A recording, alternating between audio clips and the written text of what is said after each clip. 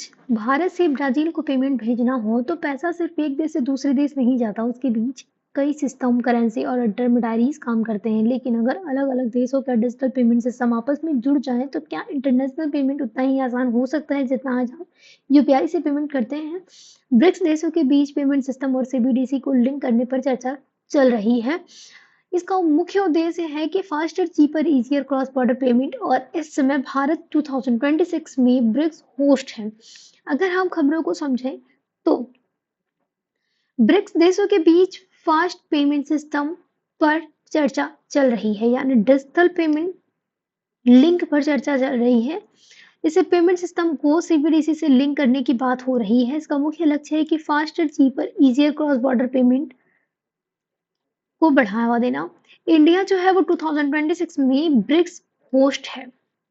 अगर हम बात करें कि क्या हुआ है तो ब्रिक्स सोच रहा है कि ब्रिक्स के देशों के बीच फास्ट पेमेंट सिस्टम, इंटरपोलैरिबिलिटी और सीबीडीसी लिंकेज पर चर्चा हो रही है, यानी अलग अलग मेंबर कंट्री के पेमेंट सिस्टम को आपस में कनेक्ट करने की संभावना पर विचार किया जा रहा है।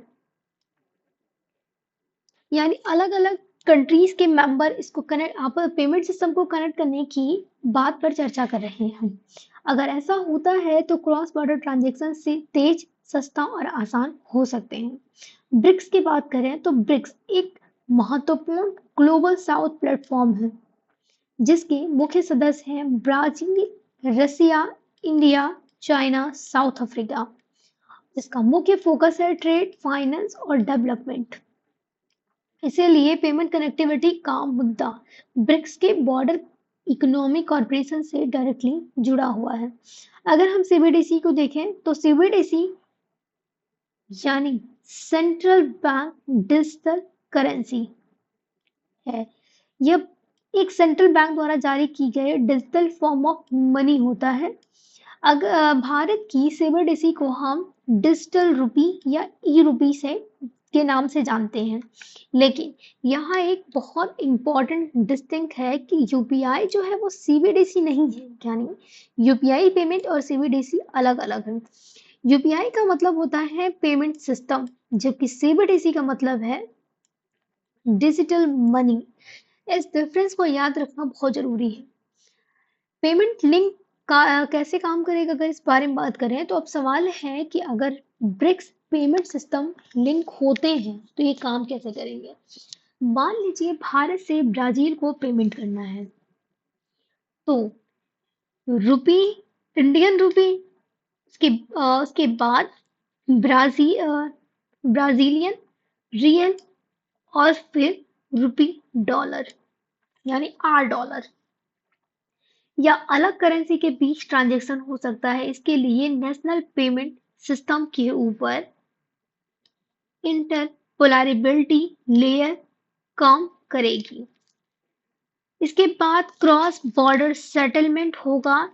इससे इंटरमीडियरीज कम होंगे, सेटलमेंट तेज होगा और ट्रांजैक्शन कॉस्ट कम हो सकती है। भारत पहले से क्रॉस बॉर्डर सीबीडीसी पायलट और मल्टीलेटरल प्रोजेक्ट पर काम कर रहा है।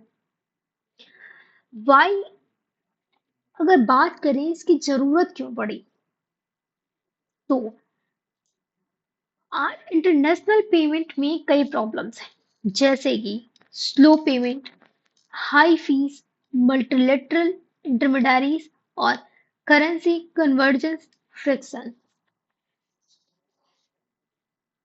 यानी एक सिंपल इंटरनेशनल ट्रांजैक्शन भी कई लेयर से गुजरता है। सीबीडीसी इंटरपोलैरिबिलिटी का उद्देश्य है fast, cheap, direct cross border transaction को ज्यादा एफिशिएंट बनाना। अगर हम बात करें कि इंडिया का रोल क्या है इसमें, तो भारत आज डिजिटल पेमेंट पावर के रूप में उभरा है। हमारे पास यूपीआई ग्लोबल एक्सपेंशन है, ई रुपीस का सीबीडीसी पायलट है और रुपीस जो है इंटरनेशनलाइजेशन इंडिया का फोकस जैसे इनिशिएटिव है। इंडिया का फोकस है कि interoperability plus local currency. RBI governor Sanjay Malhotra ने पेमेंट सिस्टम और सीबीडीसी लिंक पर ब्रिक्स डिस्कशन की पुष्टि की है। अगर हम बात करें डी डॉलराइजेशन एंगल की, तो अब इस खबर की सबसे इंटरेस्टिंग जियोपॉलिटिकल एंगल पर आते हैं, जो कि है वो डी डॉलराइजेशन। आज इंटरनेशनल ट्रेड में अक्सर मॉडल होता है ट्रेड डॉलर इंटरनेशनल सेटलमेंट, यानी ट्रेडिशनल मॉडल के अकॉर्डिंग ट्रेड डॉलर और इंटरनेशनल सेटलमेंट। लेकिन पोटेंशियल ब्रिक्स मॉडल के अकॉर्डिंग लोकल करेंसी या सीबीडीसी, उसके बाद डायरेक्ट सेटलमेंट हो सकता है। इससे डॉलर डिपेंडेंस कुछ हद तक कम हो सकती है। लेकिन यहाँ एक बहुत इंपॉर्टेंट क्लैरिफिकेशन है कि CBDC link does not equals to BRICS currency, यानी सीबीडीसी सिस्टम को लिंक करने का मतलब एक कॉमन ब्रिक्स करेंसी बनाना नहीं है, यानी इसे कॉमन ब्रिक्स करेंसी समझना गलत होगा। अगर हम बेनिफिट्स की बात करें तो अब इसके संभावित बेनिफिट्स देखते हैं, जैसे कि पहला है ट्रेड। ट्रेड जो है वो पेमेंट ज्यादा फास्ट हो सकती है, रेमिटेंस मनी ट्रांसफर चीपर हो सकते हैं, सेटलमेंट 24 सेटलमेंट की संभावना बढ़ सकती है, ट्रांसपेरेंसी ट्रांजैक्शन में ट्रांसपेरेंसी बढ़ सकती है, और इंटरमीडियरीज के बीच इंटरमीडियरीज कम हो सकते हैं, यानी फीवर्स कम हो सकते हैं। और सबसे बड़ा बेनिफिट हो सकता है कि global south financial integration. RBI के अनुसार सीबीडीसी क्रॉस बॉर्डर पेमेंट में कॉस्ट, स्पीड और ट्रांसपेरेंसी सुधार सकते हैं। चैलेंजेस क्या है, लेकिन टेक्नोलॉजी आ जाने से इम्प्लीमेशन ऑटोमेटिकली आसान नहीं हो जाता, यानी technology does not equals to easy implementation. इस कई चैलेंजेस हैं, जैसे कि cyber security, data privacy, AML, CFT, exchange rates risk, different regulation, interoperability standard, trust defect, और सबसे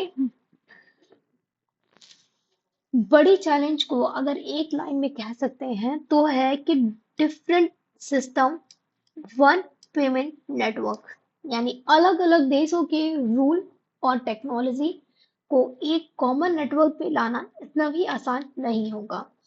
अगर हम चाइना के फैक्टर की बात करें तो इसमें चाइना फैक्टर भी बहुत इंपॉर्टेंट है। ब्रिक्स में चाइना की इकोनॉमिक वेट सबसे काफी बड़ी है,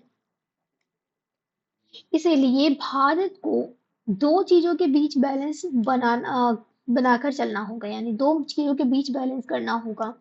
पहला है कॉर्पोरेशन, दूसरा है स्ट्रेटेजिक ऑटोनॉमी।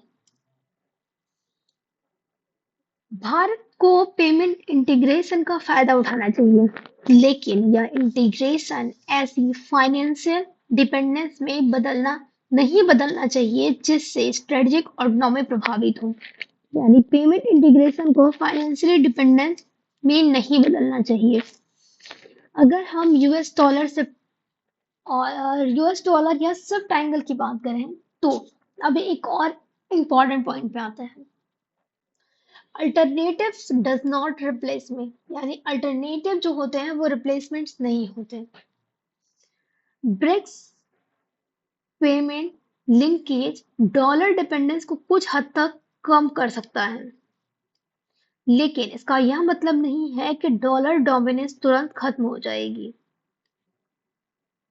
यानी डॉलर डोमिनेंस तुरंत खत्म नहीं होगी, और ना ही इसका यह मतलब है कि स्विफ्ट सिस्टम तुरंत रिप्लेस हो जाएगा। इसीलिए रियलिस्टिक गोल होना चाहिए कि diversification not instead de dollarization. India के लिए फायदा यही है कि export lower transaction cost, imports faster settlement, remittance cheaper transfer, और रुपी ग्रेटर इंटरनेशनल यूज, यानी इंटरनेशनल यूज को बढ़ावा मिल सकता है। इससे फाइनेंशियल सॉवरेंटी बढ़ सकती है। वे फॉरवर्ड यही है, आगे का समाधान यही है कि हमें स्मार्ट इंटरपोलरेबिलिटी की ओर बढ़ना चाहिए। इसके लिए common standard, strong cyber security, data protection, AML, safety, safeguard, currency risk management, gradual pilot scale और ग्रेजुअल पायलट स्केल का अप्रोच अपनाना चाहिए। यानी इनोवेशन, ट्रस्ट और सिक्योरिटी तीनों साथ चलने चाहिए। अगर हम यूपीएससी के एंगल से बात करें तो जीएस पेपर 3 और 2 के लिए इंपॉर्टेंट है। कंक्लूजन यही निकलता है कि ब्रिक्स में पेमेंट सिस्टम और सीबीडीसी को लिंक करने की चर्चा केवल टेक्नोलॉजी की बात नहीं है, यह ग्लोबल फाइनेंशियल सिस्टम में एक बड़े बदलाव की संभावना को दिखाता है। इसका उद्देश्य है कि एक करेंसी को तुरंत रिप्लेस करना नहीं, बल्कि इंटरनेशनल पेमेंट को फास्टर, चीपर, मोर ट्रांसपेरेंट और मोर डाइवर्सिफाइड बनाना। और भारत के लिए यह एक बहुत बड़ा अवसर है, क्योंकि भारत पहले ही डिजिटल पेमेंट में अपनी क्षमता साबित कर चुका है। ब्रिक्स का लक्ष्य सिर्फ डिजिटल पेमेंट नहीं, एक अधिक कनेक्टेड और डाइवर्सिफाइड ग्लोबल फाइनेंशियल सिस्टम है। इंडिया के लिए अवसर है कि यूपीआई की सफलता को सीबीडीसी की ग्लोबल कनेक्टिविटी में बदलना। भविष्य की वैश्विक अर्थव्यवस्था में ताकत सिर्फ इस बात से तय नहीं होगी कि किसके पास सबसे बड़ी करेंसी है, बल्कि इस बात से तय होगी कि किसके पास सबसे सुरक्षित, तेज और स्वतंत्र पेमेंट सिस्टम है। जिस यूपीआई से भारत के भीतर पेमेंट को आसान बनाया, वही डिजिटल इनोवेशन अब भारत को वैश्विक फाइनेंशियल कनेक्टिविटी की दिशा में आगे ले जा सकती है। पेमेंट सिस्टम का जुड़ना सिर्फ पैसों का ट्रांसफर नहीं, बल्कि ग्लोबल साउथ के आर्थिक सहयोग का नया रास्ता है। मकसद डॉलर को रातों रात हटाना नहीं है, बल्कि दुनिया को एक ऐसी फाइनेंशियली व्यवस्था देना है जहां विकल्प सिर्फ एक नहीं, कई हों। धन्यवाद।